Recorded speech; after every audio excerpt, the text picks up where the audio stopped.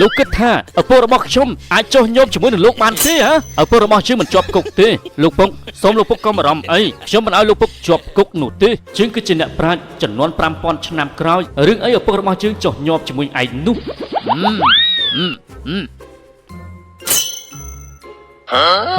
អីចាពុកហើយខំជាឡើងអួតឡើងបណ្ណាបណ្ណៃធ្វើអីចឹងលោកមេតបបុកដល់លោកមេតបលោកគឺជាអ្នកយកមនុស្សទៅប្រហារជីវិតប៉ុន្តែបរិជាបានផ្ដល់ទូនាទីនេះឲ្យខ្ញុំមកចាប់ឈីហ្វុងនេះយកទៅប្រហារជីវិតយើងឃើញពួកឯងនិយាយទៅប៉ែពេកយើងមកចាប់ឈីហ្វុងទៅប្រហារជីវិតយើងឃើញពួកឯងនិយាយទៅប៉ែពេកយើងមកចាប់ឈីហ្វុងទៅប្រហារជីវិតអាប្រែតអញស្មានតែមកជួយអញកាពិតចង់កាត់ក្បាលអញទៅវិញ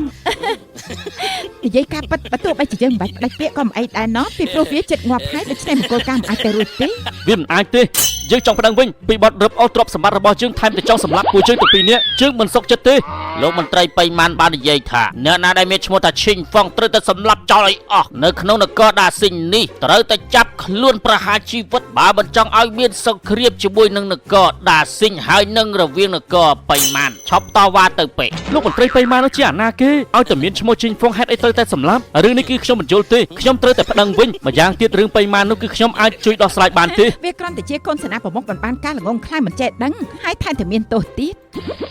ចិត្តដល់ពេលវេលាស្លាប់ទៅហើយឯងនៅនិយាយសម្ដីក្រាន់បែរទៀតអូយកាពិតគឺយើងជល់ហើយតាមពិតគេចង់សម្លាប់អ្នកដែលមានឈ្មោះឈីងហ្វុងហើយកូនប្រុសរបស់យើងទៅធ្វើស្អីទៅទោះបីយើងច្បាំងចាញ់ក៏វាដល់ថ្នាក់នឹងដែរយើងអត់ចង់ទៅប៉ាយច្រើនទេពួកឯងចាប់ឈីងហ្វុងយកទៅប្រហារជីវិតកាត់ក្បាលកោកបងណាណាហ៊ានសម្លាប់គាត់សូមរាល់ថ្វាយបង្គំម្ចាស់ស្ត្រី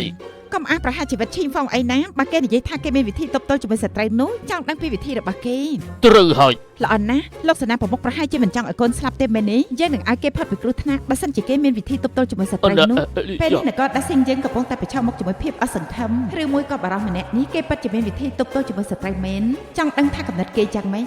ពិតជាសូមអរគុណខ្លាំងណាស់ព្រះនាងបើតាមបទពិសោធន៍ចំណេះដឹងអនាគតរបស់យើងគឺអាចធ្វើបានពុកគ្រួសារឈិញយើងមានសង្ឃឹមហើយអាចសង្គ្រោះបានយល់ព្រមឈិញហ្វុងបើសិនជាលោកមានវិធីទប់ទល់ជាមួយស្ត្រីទៅជួបព្រះរាជាជាមួយយើងប៉ុន្តែបាក់កុហកលោកច្បាស់ជាមានទោសសូមទូបញ្ជាក់ស្ត្រីគេគ្រប់គ្នាសិតតែដឹងថាឈិញហ្វុងគឺជាមនុស្សខ្ជះខ្ជាយអបប្រយោជន៍ដូច្នេះសូមព្រះតម្រេះប្រមែនម្ចាស់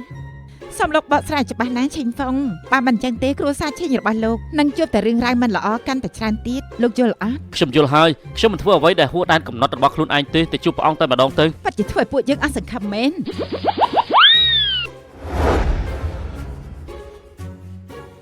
បងស្រីខ្ញុំលើគេនិយាយថាឈិញហ្វុងគេមានវិធីអាចទប់ទល់ជាមួយកងទ័ពស្ត្រីបៃម៉ាងបានណាតាមពិតខ្ញុំមិនចង់ជឿទេប៉ុន្តែចង់បានយោបល់ពីបងស្រីនិងមន្ត្រីទាំងអស់